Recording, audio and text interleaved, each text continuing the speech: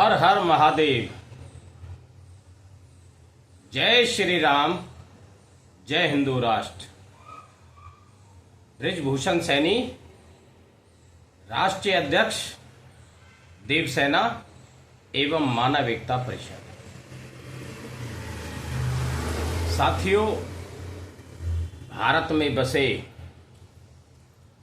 अवैध रूप से बांग्लादेशी घुसपैठिए भारत के लिए बहुत बड़ा खतरा हो सकते हैं।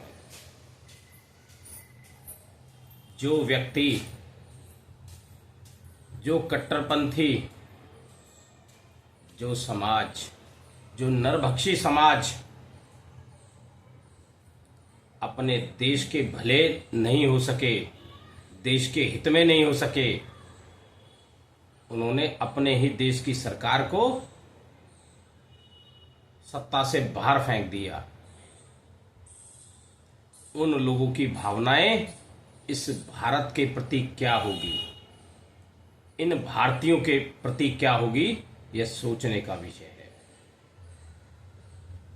आने वाले समय में ये कट्टरपंथी बांग्लादेशी रोहिंग्या इस देश के लिए बहुत बड़ा खतरा होगा। समय रहते केंद्र सरकार को इस पर कारगर कदम उठाने की जरूरत है। इन सभी कट्टरपंथियों बांग्लादेशियों को इस देश से बाहर निकाला जाए, तभी भारतीय समाज सुरक्षित रह पाएगा। वरना जो हाल इन कट्टरपंथियों, इन नरभक्षियों ने बांग्लादेश में किया है, वहां हिंदू समाज के लोगों को घरों से निकाल निकाल कर मारा पीटा है, महिलाओं के साथ बलात्कार किए हैं, गलों में, गर्दन पर फांसी का फंदा लटकाकर सार्वजनिक स्थान पर उन्हें लटका दिया है और उसके बाद उन्हें अत्याचार करके डंडों से पीट पीट कर उन्हें प्रताड़ित किया गया है। ऐसे ही महिलाओं के साथ बहुत घिनौनी हरकतें हुई हैं। उन मंदिरों को धराशायी कर दिया। जब वहां के कट्टरपंथी भूख से तड़पड़ा रहे थे तो उन मंदिरों ने इनके लिए प्रसाद की व्यवस्था करी और उसी मंदिर के को पूरी तरह से ध्वस्त कर दिया।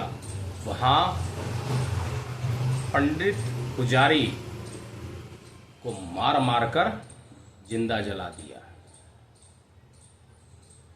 इस्कॉन मंदिर के बहुत सारे अनुयायियों को जिंदा जलाया गया।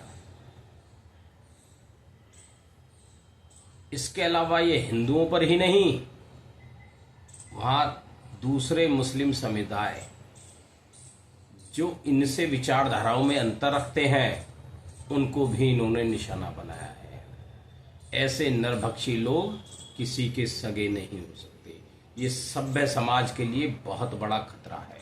ये खतरा लगातार भारत की ओर बढ़ रहा है, क्योंकि भारत में अवैध रूप से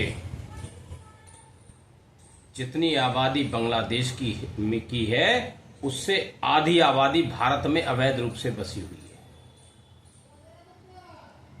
क्या जब इन्हें मौका मिलेगा, जब समय आएगा, तो ये भारतीयों का इसी तरह से नरसंहार नहीं करेंगे?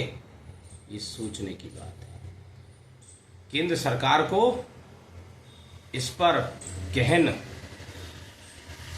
चिंतन करने की आवश्यकता है और इन कट्टरपंथियों को देश से बाहर का रास्ता दिखाने की आवश्यकता है।